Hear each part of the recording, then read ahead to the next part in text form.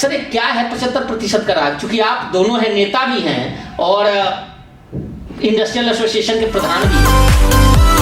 एक बात मैं समझना चाहूंगा, हमारे दर्शक भी समझना चाहेंगे, आप विरोध कहीं इस नाते तो नहीं कर रहे हो कि आप कांग्रेस नेता हो। आप क्या चाहते हैं कि जो हरियाणा के युवा हैं उन लोगों का ये जो अधिकार है कि यहाँ की कंपनियों में वो नौकरी करे, आरक्षण ले, तो आप उनके साथ नहीं है इन युवाओं के साथ?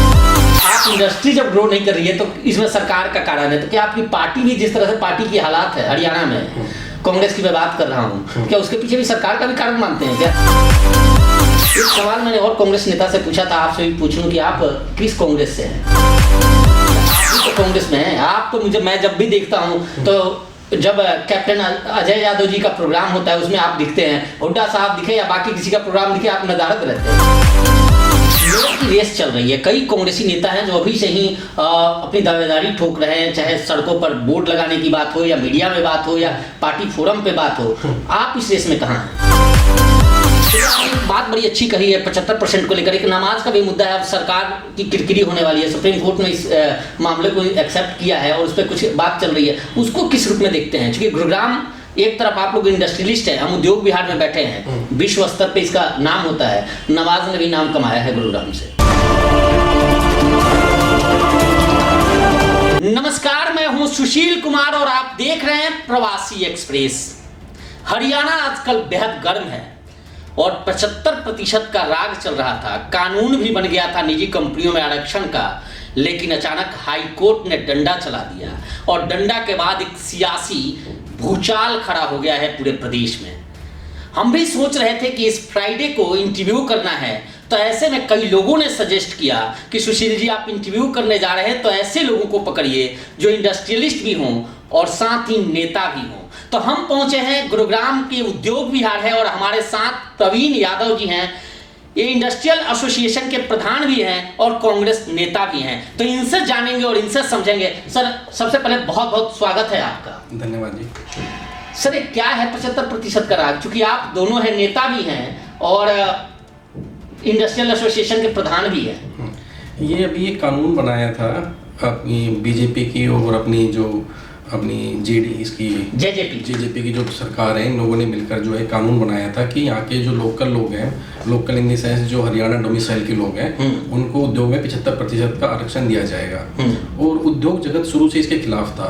हमारी मांग ये थी कि लोगों को जो नौकरी है वो योग्यता के बल पे मिलनी चाहिए, ना कि किसी आरक्षण के बल पर। आरक्षण जो है किसी भी निजी क्षेत्र में कभी भी लागू नहीं किया जाना चाहिए। सरकार ने कर दिया था, इसको लेके एसोसिएशन जो है कोर्ट में गई और कोर्ट ने अभी इस पे कल जो है स्टे लगा दिया। तो हम इसका स्वागत करते हैं, जो कोर्ट ने फैसला किया है, इसका स्टे लगाया है। अब इसकी अगली तारीख जो है 18 अप्रैल की जो कोर्ट ने आज सुप्रीम कोर्ट भी पहुंच गई। हाँ, सरकार आज सुप्रीम कोर्ट पहुंच गई है। और लेकिन मुझे पूरी उम्मीद है सुप्रीम कोर्ट से भी इस पे स्टे मिलेगा या हमारे जो हक में है वो सुप्रीम कोर्ट उसका निर्णय देगी। और इस तरह के जो कानून बनते हैं ये कॉन्स्टिट्यूशन के खिलाफ है। ये देश का जो एक फेडरल स्ट्रक्चर है ये उसको चोट पहुंचाते हैं। तो सरकार को मेरी यही सलाह है कि वो इस तरह के अपने जो फैसले लेती है, किसी को नज़रअंदाज करके जो फैसले लेती है उसको ना लिया जाए और इस तरह के कानून बनाने से बचना चाहिए सरकार। नहीं प्रवीण जी, एक बात मैं समझना चाहूंगा, हमारे दर्शक भी समझना चाहेंगे, आप विरोध कहीं इस नाते तो नहीं कर रहे हो कि आप कांग्रेस नेता हो? नहीं, बिल्कुल नहीं, विरोध की बात नहीं है। देखो शुरू से हमारा ये मांग रही है कि हमारे क्षेत्र के बच्चों को नौकरी मिले, बिल्कुल मिले, लेकिन योग्यता के बल पर मिले। हम तो सरकार से मांग करते हैं कि यहाँ के लोगों को अब योग्य बनाएं, उनके अंदर आप स्किल डेवलपमेंट करें। जब लोग योग्य होंगे तो उनको निश्चित रूप से नौकरी मिलेगी। आज से पहले भी नौकरियां मिली हैं हमारे इस क्षेत्र में। मैं आपको बताता हूँ, हमारे जो आसपास के गाँव के लोग हैं, काफ़ी लोगों तो मैंने नौकरी दिलवाई है, मैंने उनकी योग्यता के बल पर नौकरी मिली है। मैंने उनको रिकमेंड किया, वो योग्य थे, तो यहाँ की जो कंपनी ने उनको नौकरियों पर रखा है और आगे भी निश्चित रूप से कंपनी यहाँ के लोकल लोगों को नौकरी पर रखेगी।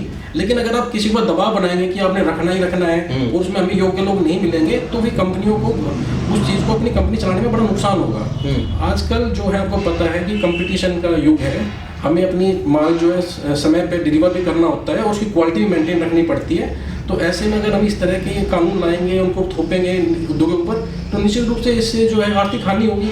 नहीं, लेकिन प्रवीण जी मुझे एक बात समझ में नहीं आता। चलिए आप इंडस्ट्रियलिस्ट भी हैं और नेता भी हैं, तो इसलिए आप विरोध कर रहे हैं, परंतु पार्टी फोरम पे पार्टी आपकी इसकी विरोध नहीं की थी इस पूरे उसको लेकर? नहीं, पार्टी ने बिल्कुल विरोध किया था। पार्टी ने पहले बता दिया था कि ये जो आनन फानन में कानून बनाया गया है, इसको बिल्कुल ही कोर्ट से जो है ये कानून जो है रद्द हो जाएगा। लोगों को नौकरी देने का मतलब ये होता है कि आप उनको योग्य बनाए तो उनको नौकरी मिलेगी। हमारी पार्टी ने भी यही कहा था कि ये जो कानून बना है ये बहुत जल्दबाजी में बनाया गया है, उसके अंदर बड़ी खामियां हैं और ये कानून जो है सफल नहीं होगा। और आज वही बात हुई, कोर्ट ने उस बात को मान लिया। नहीं, तो आप क्या चाहते हैं कि जो हरियाणा के युवा हैं उन लोगों का ये जो अधिकार है कि यहाँ की कंपनियों में वो नौकरी करे, आरक्षण ले, तो आप उनके साथ नहीं है, इन युवाओं के साथ? नहीं, देखो मैं ये चाहता हूँ कि हमारे यहाँ के जो युवा है वो योग्य बने। सरकार को चाहिए उनकी स्किल डेवलपमेंट करे। बिल्कुल, अगर हमारे यहाँ के लोग युवा होंगे तो निश्चित रूप से उनको काम मिलेगा। पहले 2014 तक कहाँ सोचती है प्रवीण जी आपकी और आपकी पार्टी की? आप लोगों ने उस वक्त क्यों नहीं युवाओं को योग्य बनाया? क्योंकि 25 लाख आज बेरोजगार युवाओं की बात होती है, तो कोई ऐसा तो है नहीं कि पिछले 7 साल में बेरोजगार हो गए? नहीं, बिल्कुल है। देखो समय समय पर उस टाइम की सरकार ने भी स्किल डेवलपमेंट के प्रोग्राम चलाए थे। ये सरकार भी कुछ चला रही है, मना नहीं कर रहे हैं, लेकिन जो इस पैमाने पे चलने चाहिए इस सरकार के आने के बाद वो पैमाना जो है काफ़ी छोटा हो गया है। उस पैमाने पे स्किल डेवलपमेंट नहीं हो पा रही है, तो यहाँ पे जो लोग हैं वो बेरोजगार ज़्यादा हो रहे हैं, योग्य कम रह गए हैं। एक लाइन और समझा दीजिए, क्योंकि कई लोग हैं और प्रवासी चैनल में हम लोग हैं, क्योंकि प्रवासियों को एक बात समझ में नहीं आ रही। जब एक कानून बना था कि क्या किसी को बाहरी को नौकरी नहीं मिलेगी, ये क्या कंसेप्ट है, इसको एक बार जरा क्लियर कर दीजिए। नहीं, इसमें बाहरी वाली बात नहीं है। एक तो पहली बात उस कानून के अंदर ये पहले से ही हो गया था तय कि जो लोग एग्जिस्टिंग काम कर रहे हैं उनके साथ कोई छेड़खानी नहीं की जाएगी। जो इस टाइम फैक्ट्री के अंदर है वो एज इट इज रहेंगे।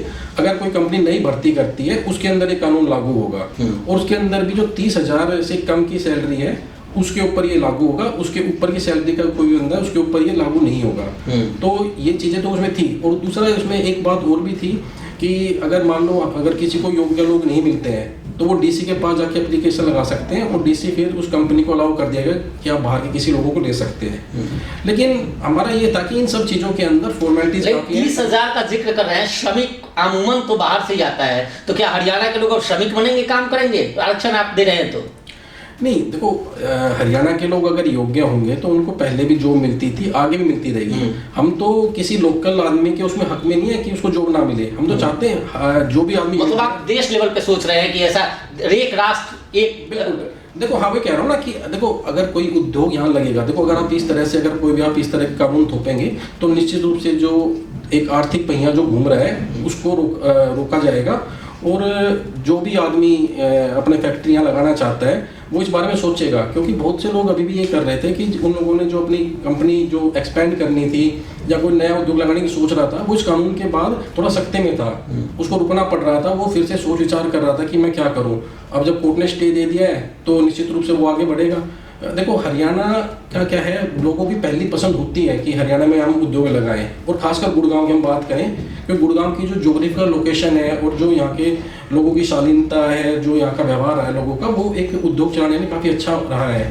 तो और ऐसे में अगर हम इस तरह के कानून थोपेंगे या कुछ भी उनको लिमिटेशन में बांधेंगे तो वो अच्छा नहीं रहेगा। अगर कोई भी उद्योग लगता है, अगर मान लीजिए एक लाइन में कि अगर सुप्रीम कोर्ट से हरी झंडी दे देती है इस कानून को, फिर इंडस्ट्रियलिस्ट जो है उनका अगला क्या कदम होगा? नहीं, देखो अगर माननीय सुप्रीम कोर्ट ने अगर उसको हरी झंडी दे दी है कि कानून लगाया जाएगा तो हम उसमें कुछ नहीं कर सकते। हमें उस आदेश की पालना करनी नहीं, एक बात और सामने आई थी, कई लोगों ने कहा था, मैंने उनसे बात की थी तो उन्होंने कहा था कि हम तो पलायन कर जाएंगे जी, ये संभव ही नहीं है कि यहाँ के ऐसे 75% आरक्षण दें और ऐसे लोकल लोगों को शामिल कर लें जो आए दिन हड़ताल करेंगे या यूनियनबाजी करेंगे या फिर काम कब कराएंगे। नहीं, देखो मैं वही आपको बता रहा हूँ कि देखो अगर सुप्रीम कोर्ट ने अगर हरी झंडी दे दिया जैसे आप कह रहे हैं तो हमें तो देखो उस कानून को मानना पड़ेगा। लेकिन उससे ये बात है निश्चित रूप से जो हमारा जो आर्थिक संरचना है वो डगमगाएगी। तो मुझे पूरी उम्मीद है कि सुप्रीम कोर्ट शायद इसको हरी झंडी ना दे और जो अपना हाई कोर्ट ने स्टे लगाया है इसको एज इट इज रखेगा और बाद में भी जो फेवर में है इंडस्ट्रिस्ट के इसको करेंगे। एक और सवाल मेरे ध्यान से है कि क्या आपको लगता है कि इन 7 सालों में जब से सरकार बनी है इंडस्ट्री ग्रो कर रहा है? नहीं, इंडस्ट्री मैं आपको सही बताऊं तो इस टाइम स्थिति अच्छी नहीं है। एक कोविड की वजह से या सरकार की वजह से? नहीं, दोनों ही कारण है। क्योंकि देखो सरकार ने जो इंफ्रास्ट्रक्चर पे ध्यान देना चाहिए था वो नहीं दिया। अब आपको देखें हम गुड़गांव में 2014 में जो मेट्रो का काम जहाँ छूटा था, आज आप देखेंगे 7 साल बाद भी मेट्रो वहीं की वहीं है। कोई बार बार डीपीआर बनती है लेकिन वो बार बार कैंसिल हो जाती है, कोई मेट्रो बनी। आज समय की मांग है कि मानेसर तक हमें मेट्रो जो है पहुंच जानी चाहिए थी। और हमारे जो गुड़गांव में 2014 में जो कांग्रेस सरकार ने जहाँ मेट्रो को छोड़ा था, आज भी मेट्रो का काम वहीं की वहीं है, आपने देखा होगा। आप इंडस्ट्री जब ग्रो नहीं कर रही है तो इसमें सरकार का कारण है, तो क्या आपकी पार्टी भी जिस तरह से पार्टी की हालात है हरियाणा में, कांग्रेस की मैं बात कर रहा हूँ, क्या उसके पीछे भी सरकार का भी कारण मानते हैं क्या? नहीं, पार्टी का तो ठीक चल रहा है, पार्टी की तो नीचे ही जा रही है।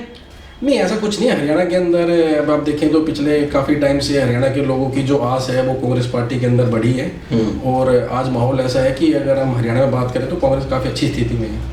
एक सवाल मैंने और कांग्रेस नेता से पूछा था, आपसे भी पूछ लूं कि आप किस कांग्रेस से हैं? इस कांग्रेस में हम तो जी अपना जो अपना मेन कांग्रेस है, जो अपने सोनिया गांधी जी, राहुल गांधी जी की जो कांग्रेस है। नहीं, हरियाणा की बात कर रहा था। हुड्डा साहब कांग्रेस या फिर शैलजा जी कांग्रेस? नहीं, देखो जी, हुड्डा साहब भी कांग्रेस में, शैलजा जी कांग्रेस में। आप किनके साथ हैं? नहीं, हम दोनों के साथ हैं, क्योंकि हुड्डा साहब हमारे प्रतिपक्ष के नेता हैं और जो हमारी शैलजा जी हैं वो हमारी अध्यक्ष हैं। अरे आखिर प्रवीण जी, आप उन लोगों को सलाह नहीं देते और अपनी गुजारिश नहीं करते कि ये बटे क्यों हैं, एक साथ क्यों नहीं है? नहीं, वो बटा कोई नहीं है, सबके अपने अपने काम है, सब जो पार्टी काम निर्धारित करती है सब उसमें लगे हुए हैं। सबके अपने एरिया में है कि जो स्ट्रॉन्ग करना चाह रहे हैं कांग्रेस को। हुड्डा साहब जो है वो भी अपने हरियाणा भर में घूम रहे हैं, और अपने कुमारी शैलजा जी है वो भी हरियाणा के अलग अलग जगह का दौरा करनी है। तो दोनों अपने तरीके से अपने लोगों को अपने पक्ष में कर रहे हैं। आप भी तो कांग्रेस में हैं। आप तो मैं जब भी देखता हूँ तो जब कैप्टन अजय यादव जी का प्रोग्राम होता है उसमें आप दिखते हैं, हुड्डा साहब दिखे या बाकी किसी का प्रोग्राम दिखे, आप नदारद रहते हैं। नहीं, ऐसी बात नहीं है। और कप्तान साहब के साथ वो पता है हमारे पारिवारिक रिश्ते हैं, और वो बहुत बड़े नेता हैं, एक दक्षिण हरियाणा के कद्दावर नेता हैं। तो जब भी उनका प्रोग्राम होता है या कोई भी प्रोग्राम, चाहे हुड्डा साहब का हो, जो कुमारी शैलजा जी का हो, अगर उनका हमें पता चलता है या हमारे पास कोई इन्विटेशन किसी प्रोग्राम का आता है तो निश्चित रूप से जाते हैं। मेयर की रेस चल रही है, कई कांग्रेसी नेता हैं जो अभी से ही अपनी दावेदारी ठोक रहे हैं, चाहे सड़कों पर बोर्ड लगाने की बात हो या मीडिया में बात हो या पार्टी फोरम पे बात हो। आप इस रेस में कहाँ हैं? नहीं, ऐसा कोई नहीं है। मेरा कोई मेयर पद की दावेदारी का कोई वो काम नहीं है। मैं अपना काम कर रहा हूँ। मेरे सामाजिक जो मेरे काम है वो मेरे पहले से चले आ रहे हैं। मैं 2006 से सामाजिक और अपना इंडस्ट्रियल एसोसिएशंस के काम कर रहा हूँ। तो मेरा कोई ऐसा कोई नहीं है। जो भी मेरे से काम होते हैं, चाहे राजनीतिक काम हो चाहे सामाजिक काम हो, मैं वो अपने सुनने में लोग तो यहाँ तक कह रहे हैं कि आप कांग्रेस की तरफ से जो कैप्टन साहब हैं उनकी जो टीम है, ऊपर आप समझ रहे हैं मैं किसका जिक्र करना चाहता हूँ, उनकी तरफ से आप ही कैंडिडेट हो यहाँ? नहीं, ऐसी कोई बात नहीं है। ना मैं कोई मेयर पद का दावेदार हूँ, ना मैं कोई ऐसी दावेदारी ठोकी है। मैं अपने सिर्फ जो सामाजिक और अपने जो काम है वो करे जा रहा हूँ, और पार्टी मुझे जो कोई काम सौंप रही है मैं उसको भी कर रहा हूँ। चलिए, आपने एक बात बड़ी अच्छी कही है 75% को लेकर। एक नमाज का भी मुद्दा है। अब सरकार की किरकिरी होने वाली है, सुप्रीम कोर्ट में इस मामले को एक्सेप्ट किया है और उस पर कुछ बात चल रही है, उसको किस रूप में देखते हैं? क्योंकि गुरुग्राम एक तरफ आप लोग इंडस्ट्रियलिस्ट हैं, हम उद्योग विहार में बैठे हैं, विश्व स्तर पे इसका नाम होता है, नवाज ने भी नाम कमाया है गुरुग्राम से।